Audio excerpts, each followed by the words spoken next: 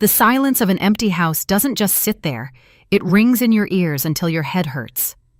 I stood in the middle of the living room, my hands trembling as I held a crumpled piece of paper that felt heavier than a block of concrete. On the floor nearby was a small, half-assembled plastic castle and a single blue sneaker belonging to my 6-year-old son, Leo. Just 3 hours ago, this room was filled with the beautiful sound of laughter, the chaotic patter of tiny feet, and the sweet voice of my 4-year-old daughter, Maya, asking for another cup of apple juice. Now, there was only the cold hum of the refrigerator and a profound, terrifying emptiness that threatened to swallow me whole. I looked down at the legal document again. The bold black letters at the top screamed at me. Emergency petition for temporary custody and involuntary removal. It didn't come from a stranger. It didn't come from the state. It came from Richard and Beatrice Vance, my late husband's wealthy, powerful parents. The very people who had smiled at my wedding, who had held my children at their baptisms, and who had promised my dying husband that they would always protect us. They hadn't just filed a lawsuit. They had launched a sudden, coordinated strike designed to tear my children away from my arms before I even knew a war had begun. While I was at work, trying to earn enough to keep our small family afloat, the flashing lights of a sheriff's cruiser had pulled into my driveway. They presented an emergency ex parte order signed by a local magistrate, claiming I was an unfit, unstable mother who posed an immediate danger to my own flesh and blood. They had taken Leo and Maya away in the back of a black SUV while my children cried out for me, their small hands pressing against the tinted glass. A wave of pure, suffocating panic washed over me, followed quickly by a white-hot flash of anger. For 2 years since my husband David passed away, I had done everything right. I had worked double shifts, stayed up until midnight doing laundry, and poured every ounce of my soul into making sure our children felt safe, loved, and protected. I had swallowed my pride when his parents looked down their aristocratic noses at my modest clothes and my small apartment. I had allowed them into our lives because I wanted my children to have grandparents. But their kindness was a mask. Beneath the expensive jewelry and the charitable donations lay a cruel, calculating monster driven by an obsession with control. They didn't see Leo and Maya as grandchildren to love. They saw them as property. They saw them as the final piece of their late son's legacy that they needed to own, and they were willing to utterly destroy my life to get it. My phone rang, breaking the heavy silence. I snatched it off the counter, my voice cracking. "Hello? Where are my kids? Chloe, tell me where they are." "They are exactly where they belong, Sarah," a cold, aristocratic voice answered. It wasn't Chloe. It was Beatrice Vance, my mother-in-law. Her voice was completely steady, devoid of any human empathy. "They are at our estate, eating a proper dinner in a proper home, not sitting in a cramped, depressing apartment eating takeout while their mother ignores them for a low-wage corporate job." "Beatrice, you can't do this," I sobbed, my tears burning my eyes. "They are my children. David would hate you for this." "David is gone, Sarah," she said, her tone sharpening into pure ice, "and you are nothing but a temporary caretaker who has outlived her usefulness. We have the best legal team in the state. By the time we are done in court next week, a judge will sign a permanent order. You will never see those children again unless we allow it. If you have any sense left, you will sign the voluntary relinquishment papers my lawyer sent over. Don't fight us, Sarah. You are poor, you are alone, and you will lose." The line went dead. I dropped to my knees on the hardwood floor, clutching my son's small blue sneaker to my chest, crying until my ribs ached. I felt completely small, utterly powerless, and buried under a mountain of wealth and influence. They believed I was a defenseless widow who would simply fold under pressure. What Beatrice Vance didn't understand was that there is no force on this earth more dangerous, more resilient, or more unforgiving than a mother who has had her children stolen from her. The battle lines were drawn, and though I was starting with nothing, I was going to fight until my last breath. To understand how my family became a target for the Vance family, you have to look back to the day I met David. I was a graduate student working at a small community library downtown, living paycheck to paycheck. David walked in one rainy afternoon, looking for a rare historical archive. He was brilliant, deeply humble, and had a smile that could make the coldest room feel warm. We fell in love quickly, not because of what we had, but because of who we were together. It wasn't until 3 months into our relationship that I found out his last name carried an immense weight in our state. The Vance family owned Vance Global Enterprises, a massive commercial real estate and shipping conglomerate worth hundreds of millions of dollars. His father, Richard Vance, was a powerful, intimidating patriarch who sat on corporate boards and influenced local politics. His mother, Beatrice, was a prominent socialite who viewed everything, including human relationships, as a transaction. When David first brought me to their sprawling, gated estate for dinner, I felt entirely out of place. The house was a cold, marble monument to old money. Beatrice spent the entire evening making subtle, passive-aggressive remarks about my background, my parents' modest retail jobs, and my lack of high society connections. "David has a massive responsibility to this family name, Sarah," Beatrice had said, her eyes tracking my movements like a hawk as I reached for my water glass. "He needs a partner who can elevate his social standing, not someone who expects him to play down to a simpler life." But David didn't care about their status. He hated the corporate greed and the emotional manipulation that defined his parents' world. He refused to work for his father's company, choosing instead to open a modest architectural consulting firm that focused on building affordable community housing. This decision caused a massive, permanent rift in the family. Richard Vance effectively disowned David, cutting off his trust fund and telling him he would never inherit a single penny of the family fortune unless he fell in line. David looked his father in the eye and said, "I would rather live in a one-room apartment with a woman who loves me for who I am than sit in a mansion filled with people who only love control." We got married in a small backyard ceremony. My parents were there, beaming with pride, but Richard and Beatrice refused to attend. They sent a cold, formal typewritten letter wishing us luck, but making it clear we were on our own. For 5 beautiful years, we built a life of pure joy. We welcomed Leo into the world, and 2 years later, our sweet little Maya completed our family. David was an incredible father, the kind of man who would spend hours building blanket forts or reading bedtime stories in funny voices. Then, the tragedy struck. It started with a persistent cough, then a wave of sudden fatigue. Within 3 months, David was diagnosed with an aggressive terminal illness. The medical bills mounted rapidly, consuming our savings. During his final weeks in the hospital, Richard and Beatrice finally showed up. They didn't come to offer comfort. They arrived with their corporate attorneys, trying to get David to sign a document that would transfer the legal guardianship of Leo and Maya to them in the event of his passing, claiming a young, working widow wouldn't be able to provide for them. David, using the last of his fading strength, ordered them out of his hospital room. "Sarah is their mother," he told them, his voice trembling but fierce. "She is the best part of me. If you ever try to touch my children, I will ensure the world knows exactly what kind of monsters you are." 2 days later, David took his final breath while holding my hand. His loss left a massive, hollow canyon in my life. I was 28 years old, a widow, with 2 toddlers, a mountain of medical debt, and a broken heart. But I wiped my tears, took a job as a logistics coordinator at a local firm, and poured my entire life into protecting our children. I thought his parents would respect his final words. I didn't realize that to a predator, a grieving widow isn't someone to respect. She is an easy target waiting to be ambushed. For 2 years after David's passing, Richard and Beatrice slowly crept back into our lives under a completely false pretense of grandmotherly affection. Beatrice would call weekly, offering to buy the kids expensive clothes or send them to elite summer camps. I always declined the luxury offers, preferring to keep our lives grounded, but I did allow them to take the children for Sunday afternoon lunches. I wanted Leo and Maya to know their father's side of the family. I wanted to believe that grief had softened their cold hearts. The turning point happened 3 weeks ago. Beatrice invited me to her estate alone, claiming she wanted to discuss establishing a permanent educational trust fund for Leo and Maya.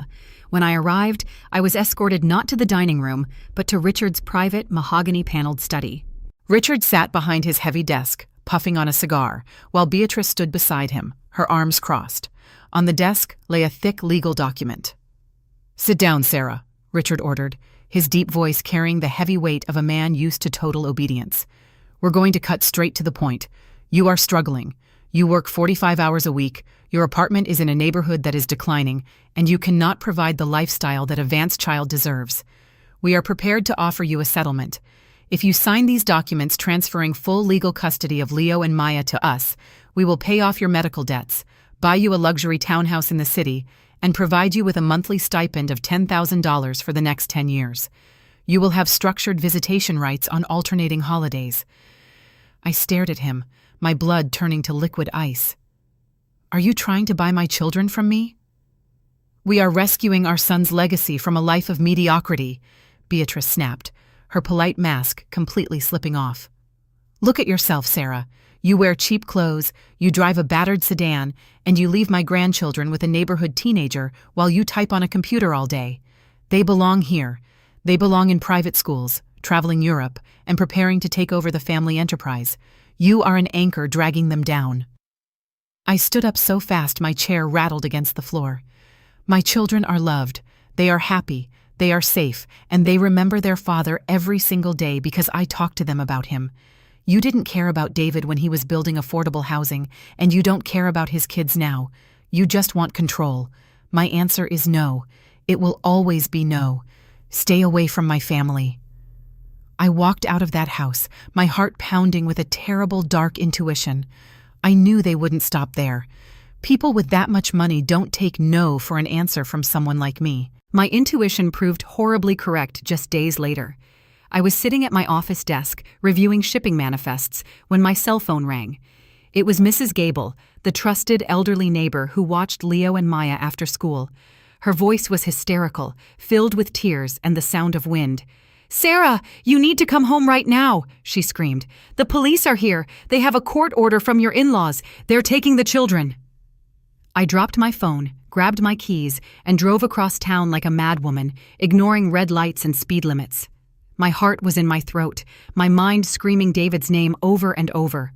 When I tore into my apartment complex, my worst fears were realized. A county sheriff's vehicle was parked by the curb.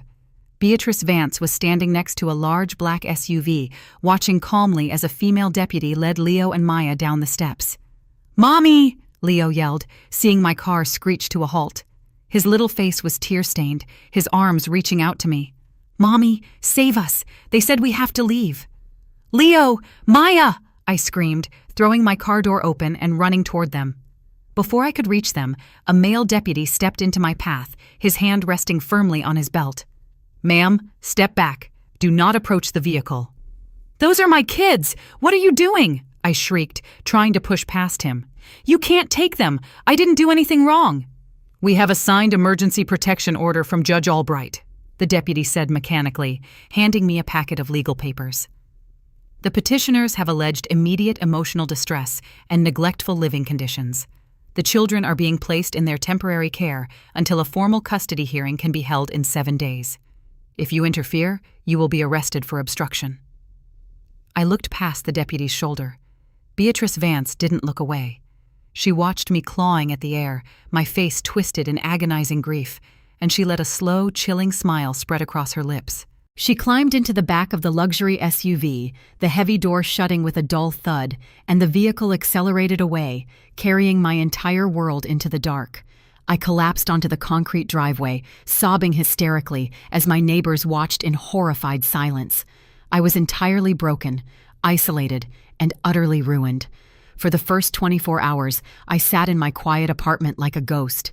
I didn't turn on the lights. I didn't sleep. Every time I closed my eyes, I saw Maya's small hand pressing against the car window, crying out for me. I called every major legal aid clinic in the city, but the moment I mentioned the name Vance Global Enterprises and Judge Albright's court, their voices shifted. One legal advocate told me straight out, "Sarah, Judge Albright was appointed to the bench with significant backing from Richard Vance's Political Action Committee. Fighting an emergency order in his court with a public defender is a losing battle.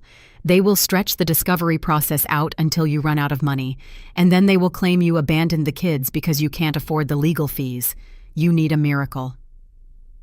I was sitting at my kitchen table at 3 a.m, staring at a bottle of water, when I remembered a conversation David had with his partner years ago. He had mentioned a classmate from law school named Arthur Pendleton. David had said, "Arthur is the only honest lawyer left in this city. He doesn't care about corporate titles or country club memberships. He loves the law because he loves protecting people who have been run over by the wealthy. The next morning, I tracked down Arthur Pendleton's office. It wasn't in a gleaming glass skyscraper downtown. It was located on the second floor of a modest, weathered brick brownstone near the old historic district. The office smelled of dark coffee, ink, and rows upon rows of heavy, leather-bound legal volumes. Arthur Pendleton didn't look like a high society attorney. He had sharp, intelligent gray eyes, a crown of thick silver hair, and a calm, immovable presence that made the room feel instantly grounded. He didn't interrupt me once. For 2 hours, I laid out the entire story. Our marriage, David's passing, the corporate pressure, the study confrontation, and the terrifying ambush at my apartment. I handed him the emergency order and the allegations my in-laws had compiled. Arthur read through the paperwork, his silver pen tapping a slow, rhythmic beat against his desk. The allegations were monstrous. Beatrice had hired a private investigator to take photos of me coming home late from work, framing my long hours as parental abandonment.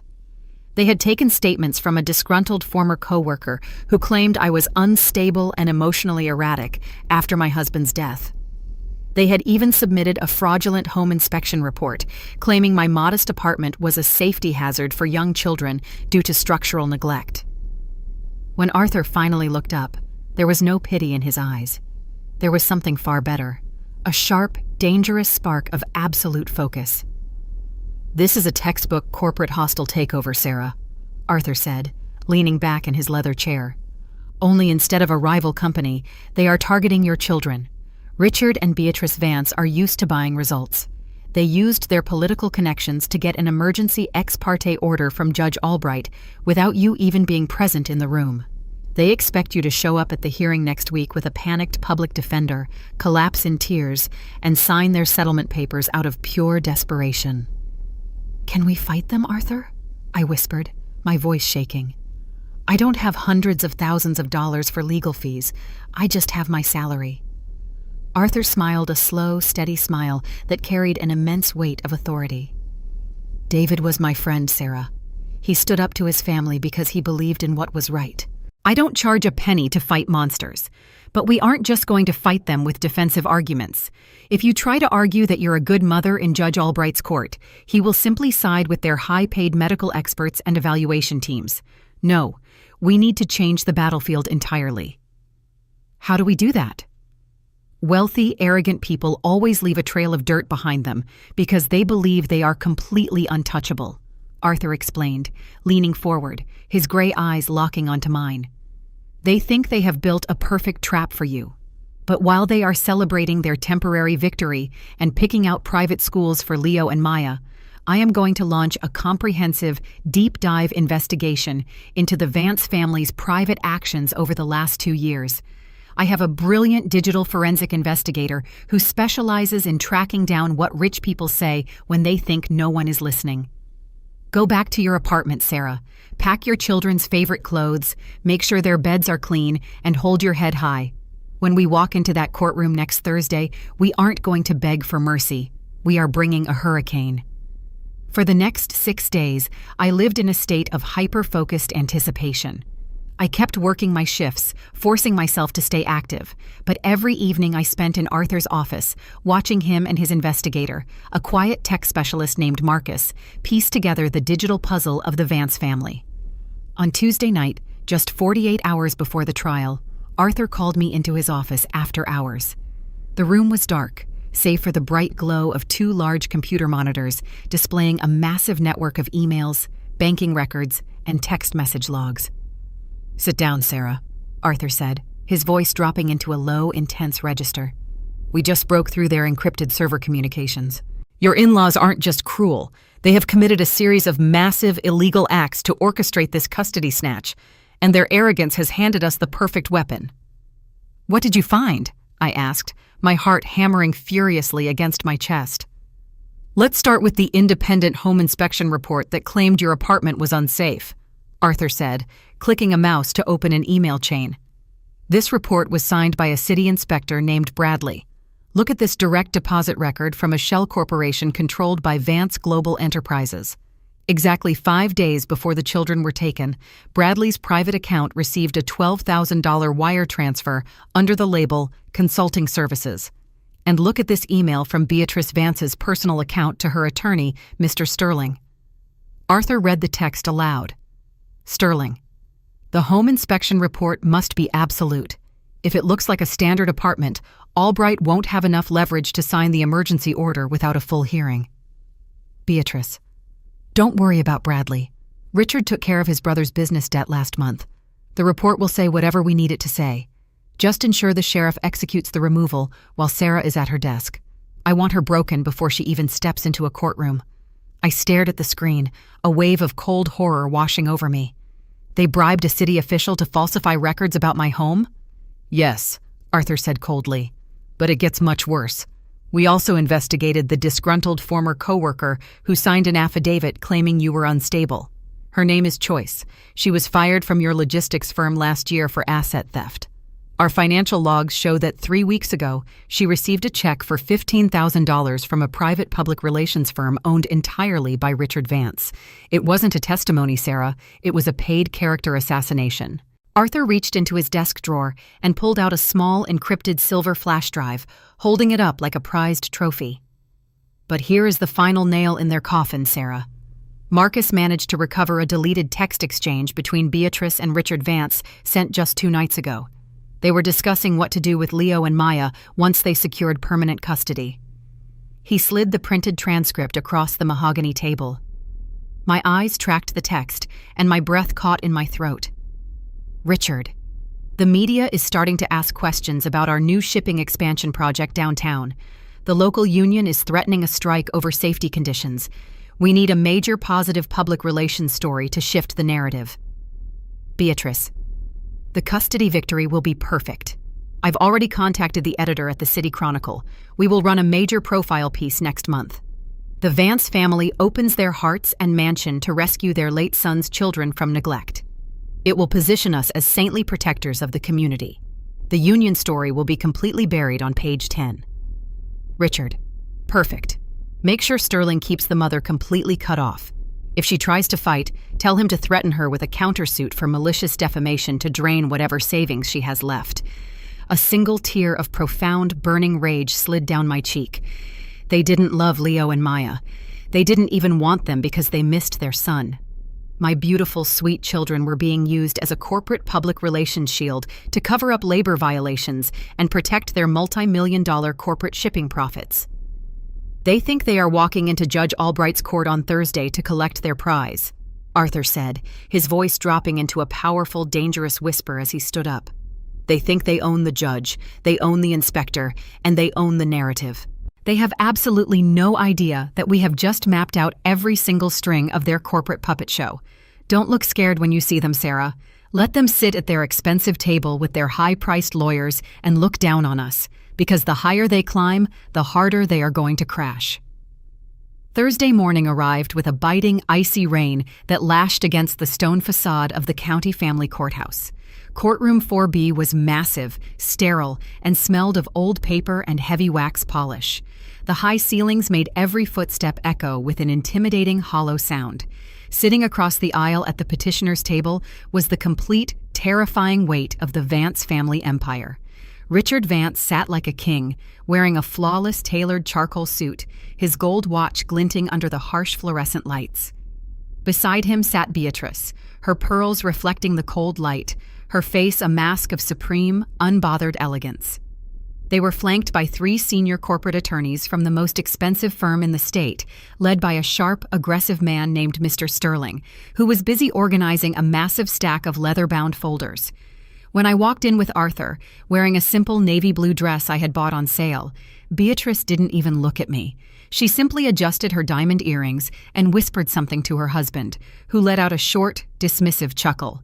They truly believed the game was already over. Judge Thomas Albright sat high above the room on his elevated judicial bench. He was a stern, gray-haired man with heavy jowls and an expression that looked like it had been carved out of stone. He didn't look at me once as he opened the case file. He adjusted his half-moon spectacles and slammed his heavy wooden gavel down. The sharp crack echoed through the massive room, signaling the start of the execution. "We are here today for the emergency custody review in the matter of Vance versus Miller," Judge Albright announced, his deep voice mechanical and detached.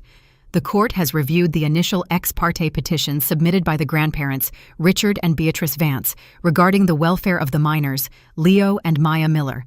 Mr. Sterling, you may present your arguments for making this temporary custody order a permanent placement."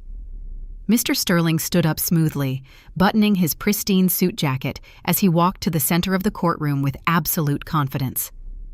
"Thank you, Your Honor," Sterling began, his voice filled with a practiced, dramatic tone of deep concern.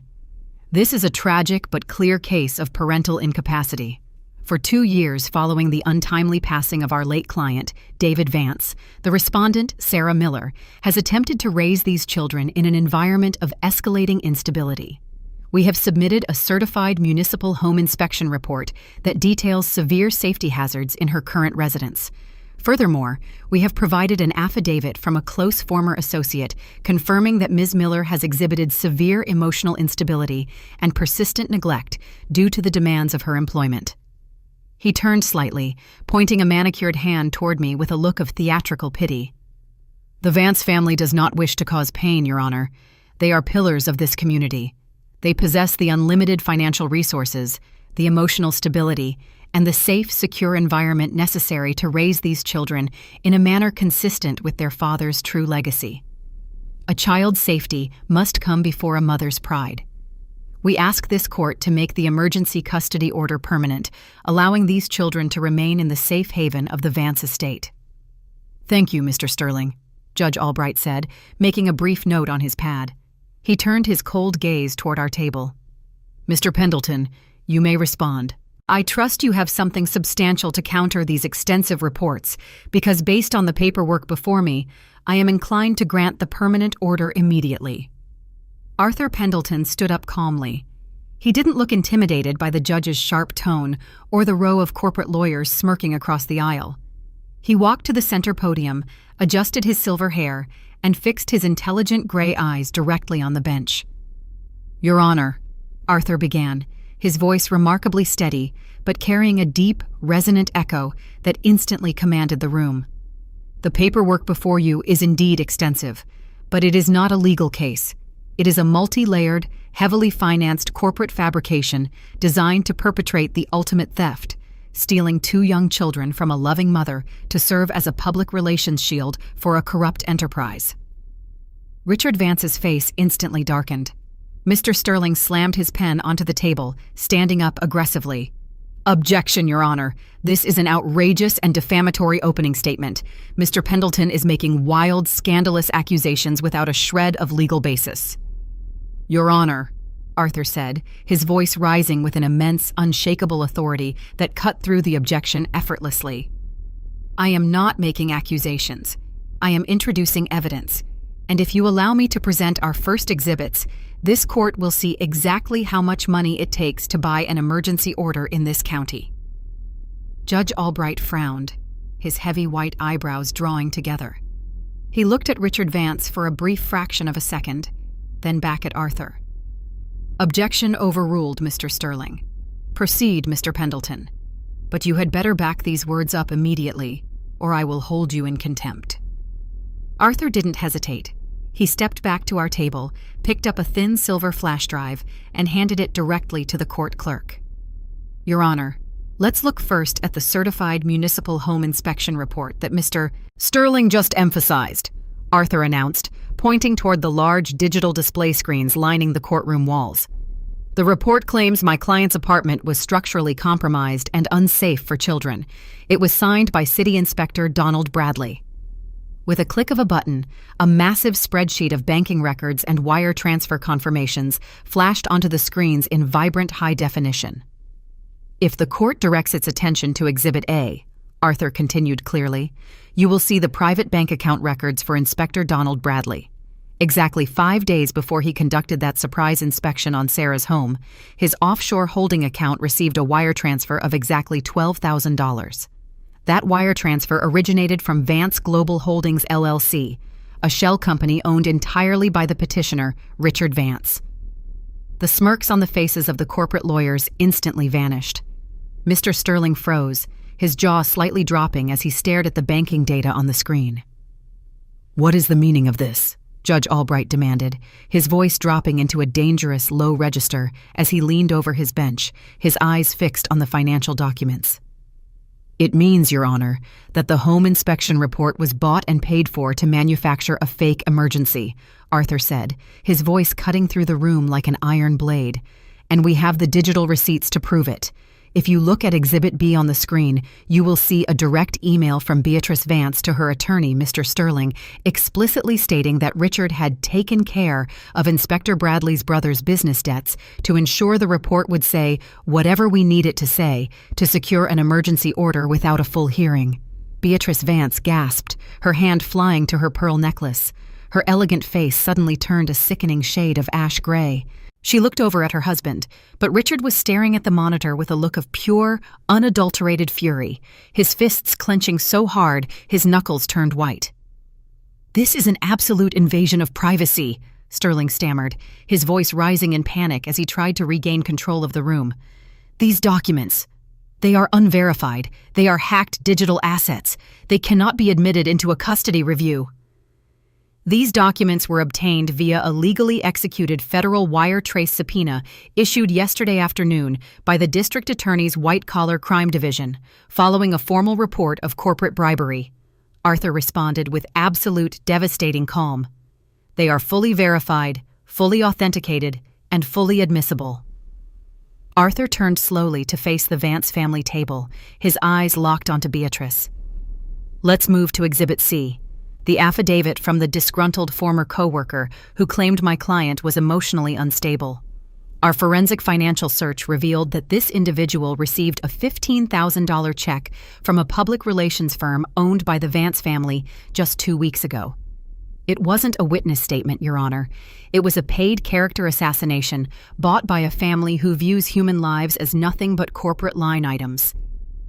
The courtroom fell into an absolute, suffocating silence. The air felt heavy, charged with the sudden, violent shift in power.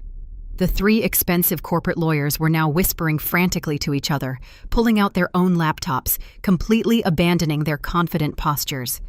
They looked like sailors on a sinking ship, realizing there weren't enough lifeboats to save them. Judge Albright's face had completely transformed from a mask of stern detachment into a look of deep, terrifying judicial gravity. He stared at the email logs and the wire transfer records for a long, agonizing minute. The silence in the room was so profound I could hear the rhythmic ticking of the wall clock behind the bench. "Mr. Sterling," Judge Albright said, his voice vibrating with an underlying anger that made the corporate lawyer visibly flinch. "Did your firm review these financial connections prior to presenting these affidavits as independent evidence to this court?" "Your Honor, we were presented with the certified municipal documents by our clients," Sterling muttered, his forehead glistening with a sudden layer of nervous sweat. "We had no knowledge of any internal corporate financial transactions or underlying consulting fees." "Sit down, Mr. Sterling," the judge ordered coldly, his tone sharp enough to draw blood. Judge Albright turned his gaze slowly toward Richard and Beatrice Vance. The arrogant socialite and the powerful patriarch no longer looked like royalty. They looked exposed, trapped in the very spotlight they had tried to use to destroy me. "Mr. Pendleton," the judge said, turning back to Arthur, "do you have anything further to introduce regarding the petitioner's underlying motivation for seeking this emergency custody?" "Yes, Your Honor, I do," Arthur said, reaching for his final file. "The petitioners have claimed they want to protect their late son's legacy. But if you open Exhibit D on the digital screen, you will see a deleted text message exchange between Richard and Beatrice Vance sent just 48 hours ago. In their own words, they reveal that Vance Global Enterprises is currently facing a massive labor strike and safety investigation downtown regarding their new shipping expansion project. They explicitly state that they needed a major positive public relations story to shift the media narrative, and that winning a high-profile custody battle to rescue their grandchildren would serve as the perfect media shield to bury the safety scandal on page 10 of the newspapers. Arthur walked over to my table, placing his hand gently on my shoulder, his voice echoing through the massive room with a profound emotional power. Sarah Miller has spent 2 years bleeding for her children, Arthur cried out, his eyes flashing with a righteous fire. She has worked double shifts, lived in a modest home, and poured every ounce of her soul into honoring her late husband's memory by raising Leo and Maya with love, dignity, and truth. She did not sell out to their millions. She did not bow to their threats. And to take those beautiful, innocent children away from their mother's arms, to use them as a corporate public relations shield to protect shipping profits, is an act of such monstrous, unadulterated cruelty that it defiles the very definition of family. Tears were streaming down my face, but for the first time in 7 days, they weren't tears of grief. They were tears of pure, overwhelming justice. I looked across the aisle at Beatrice Vance. Her head was bowed, her manicured fingers trembling violently as she tried to shield her face from the courtroom cameras. Richard Vance was staring straight ahead, his jaw locked, realizing that his wealth, his influence, and his political connections had just collided with an immovable wall of absolute truth. Judge Thomas Albright didn't even retire to his private chambers to deliberate. He closed the case folder before him with a heavy, thunderous slam that echoed through courtroom 4B like a clap of thunder. He removed his spectacles, leaned forward over his bench, and looked down at Richard and Beatrice Vance with an expression of pure, unyielding disgust. "In my 25 years on the judicial bench," Judge Albright began, his deep voice trembling with an immense, controlled rage, "I have rarely witnessed an abuse of the legal system as calculated, as malicious, or as thoroughly depraved as the one exposed in this room today. This court is not a corporate boardroom. It is not a public relations firm, and it is certainly not a market where wealthy individuals can buy the destruction of a mother's life to protect their corporate stock prices." The judge slammed his heavy wooden gavel down with a resounding crack. "The emergency ex parte custody order issued last week is hereby vacated, nullified, and extinguished with prejudice. The court finds absolutely zero basis for the allegations of neglect or instability. Full, unencumbered legal and physical custody of Leo and Maya Miller is restored immediately to their mother, Sarah Miller." I let out a long, ragged sob of pure, intoxicating relief. My head dropped into my hands as the crushing weight of the last 7 days vanished from my chest, leaving behind a profound, beautiful sense of peace. Arthur reached over, squeezing my shoulder with a warm, triumphant smile. "Furthermore," Judge Albright continued, his voice sharp as a razor blade, "due to the overwhelming documented evidence of corporate bribery of a city official, witness tampering, and blatant perjury under oath, this court is forwarding this entire digital discovery file directly to the State Attorney General and the Federal Bureau of Investigation for immediate criminal prosecution. Mr. Bradley will be stripped of his municipal license by noon today, and I am recommending a full corporate fraud audit into Vance Global Holdings." The judge looked straight at Richard Vance, who sat frozen in his chair. "And finally," Judge Albright added coldly, "this court is issuing a permanent, lifetime restraining order against Richard and Beatrice Vance. They are ordered to maintain a distance of no less than 500 yards from Sarah Miller, her children, her residence, and her place of employment. Any violation of this order will result in immediate, mandatory incarceration.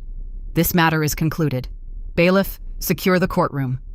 The gavel came down a final time. Crack. The room immediately erupted into chaos. The corporate lawyers practically ran out the double doors, eager to distance their reputations from the impending criminal indictments. 2 county sheriff's deputies walked over to the petitioner's table, informing Richard and Beatrice that they had to remain in the building until federal investigators arrived to process their initial statements regarding the bribery evidence. The powerful socialite and the billionaire patriarch were left sitting at an empty table, ruined, isolated, and completely stripped of their armor. Arthur turned to me, his sharp gray eyes crinkling with a warm, proud smile. "Go get your kids, Sarah. They're waiting for you in the family room downstairs." I ran out of that courtroom, down the marble stairs, my heart pounding with a joyful ferocity. When I threw open the door to the childcare room, Leo and Maya were sitting at a small wooden table, coloring with crayons. The moment Leo looked up and saw my face, his eyes widened, and he dropped his crayon. "Mommy!" he screamed, his little legs moving as fast as they could as he ran across the room. "Mommy's here! Mommy's here!" I cried, dropping to my knees and catching both of them in my arms, pulling them so tight against my chest I could feel their little hearts beating against mine. Maya buried her face in my neck, sobbing softly, while Leo held onto my dress like he would never let go. "They said we couldn't come home, Mommy," Leo whispered, his tears wetting my shoulder. "They were wrong, baby," I murmured, kissing their sweet heads over and over, the dark nightmare finally dissolving into the warm light of day. "Nobody is ever going to take you away from me again. We're going home." 2 weeks later, the icy rain had given way to a beautiful, warm summer afternoon. The local newspapers had run the story on the front page, but it wasn't the public relations profile Richard and Beatrice had planned. The headline screamed, "Vance global billionaires facing criminal indictments for custody bribery." Their stock prices had plummeted, their board members had forced them to step down, and their names were forever ruined in the city they thought they owned. But sitting on the green grass of the small park across from my apartment complex, I didn't care about their ruin. The noise of their corporate empire couldn't reach this quiet haven. I watched as Leo and Maya chased a colorful butterfly through the daisies, their beautiful, bright laughter filling the warm afternoon air. Mrs. Gable sat on the bench next to me, knitting a sweater, while Arthur Pendleton stood nearby, sipping a cup of coffee, watching the children play with a peaceful satisfaction. My life was still modest. I still drove the battered sedan, and I still worked my hours at the logistics firm. But my home was filled with an unshakable safety, a deep, enduring security that money could never buy. As I watched my children play, I thought about David, and a profound, quiet reflection settled into my soul. Our world often tells us that wealth is power.